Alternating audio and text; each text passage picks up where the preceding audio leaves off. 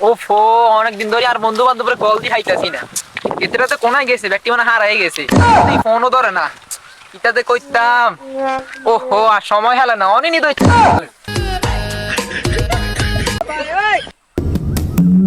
কিরে তুই? আমি এনে ফসল কইতাছি। কিরে তুই এখানে কি করস? আর রাখ, উড়িয়ে আগে টানি ধর, টানি ধর। এবার ক, তুই এনে কি করস? আর কি কইতাম, টোয় দেশে কফিলেও ললাই ঠান্ডা, কিন্তু আর কি ভাগ্য দিয়ে লাইছে তোরা। কা পাখি দেখোস নাই? তুই তো কফিলে হলা লাগে ঠান্ডা টোকাইতে। হ্যাঁ না, আমার বন্ধু ওইগুলা কই, ওগুলা দেখে আসি। আয় ওই দেখ, ওই দেখ, ওই দেখ, ওই দেখ, এটা আঙ্গ বন্ধু হানু না? এটা তো হানুই। ওই বেটা তুই গাছের ফকিতে উড়ে গেছিস, তোর বেটা টোকাইতে টোকাইতে আমরা বেটা হরনা গেছি। নামিয়া নামিয়া খারা তোর আয় আয়। গুদ্দুর গাছও বাত ছেদা মিছি, তোর শান্তি হয় না।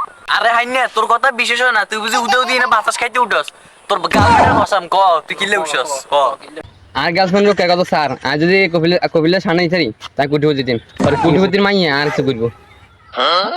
এতে করে বুঝদিন যাইতো না, এই যে ঠান্ডা ঢুকাইতে আসছি। যদি ভাই ঠান্ডা আমার কলেজে হয়ে যাবো ঠান্ডা। আরে আয় আয় আয়, এসব ঠান্ডা মানে টোকাই লাভ নাই, বাট আরে ভাই জেম যাস।